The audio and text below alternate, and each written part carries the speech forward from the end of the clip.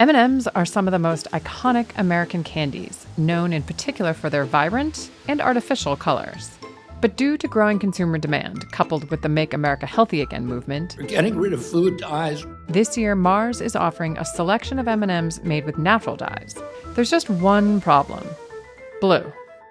It's not typically found in nature, so it's not an abundant color, and then it also has to be approved and safe to consume. Unlike most natural dyes, which can be sourced from fruits or vegetables, the lack of true naturally blue compounds makes a bright blue dye very challenging. And switching from artificial to natural dyes is more complicated than you might think.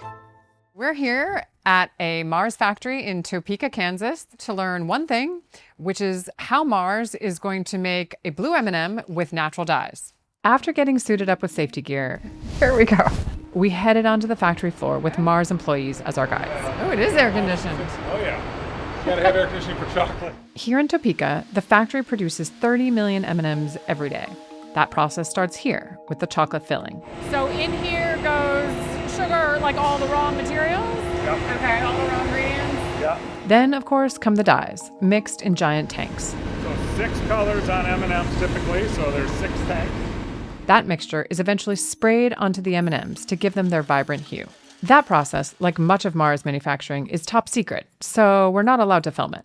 But that's where the problems begin for natural colors. Synthetic dyes remain a consistent color regardless of temperature or pH. Not so with natural dyes. And that's a problem for a company like Mars with factories across the United States. The stability in the process is one of the big challenges, right, through pH as well as the temperature. Exactly. And tell us what you mean by the stability when you reference pH and temperature. What does that mean in a practical perspective? When pH changes, whether something is more acidic or more basic, it can impact the color itself. It can change the color. The pH of the water in Kansas is different than the pH of the water in New Jersey, for example. Food companies spent years trying everything from Jaguar fruit juice to butterfly pea flour to produce a consistent blue pigment.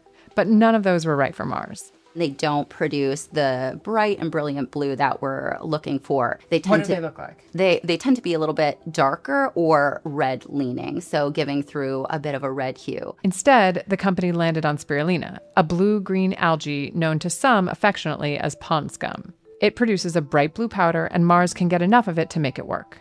But at every step, spirulina makes the manufacturing process more complicated. Blue coming from spirulina is protein-based, and proteins behave differently than vegetables, for example. As it's mixed, it does thicken. And so that makes it more challenging just to go through all of the pipes and all the tanks that we saw. It does.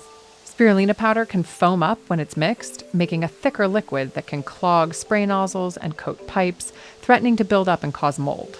And unlike the highly concentrated artificial blue, spirulina's color is more muted, so Mars has to use 7 times the amount of dye to get the same color. All of that impacts the machinery that Mars uses on their production lines. What's the challenge of it being thicker? We have to be able to have mixers and motors that can mix it. Otherwise, it doesn't become homogeneous, and then we would get spotting or inconsistent M&Ms. So that's first. Second, you mentioned pumping, right? Moving a fluid that is thicker than a thinner fluid requires different equipment. Scaling is a challenge. Mars still can't make millions of naturally blue M&Ms at a cost that's acceptable to the company. All in all, Mars has to upgrade more than 300 machines across its M&M plants to handle spirulina. So their natural dye option hitting shelves later this year, it won't have blue M&Ms in it, nor will it have brown, which also requires blue dye for its dark chocolatey color.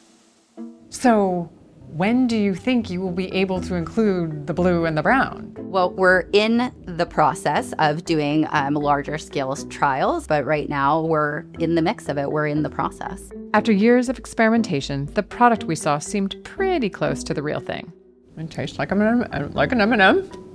I don't taste any seaweed or anything. The color is noticeably different. Maybe a little darker than robin's egg. Still, customers will have to wait to get their hands on the elusive, naturally blue M&M.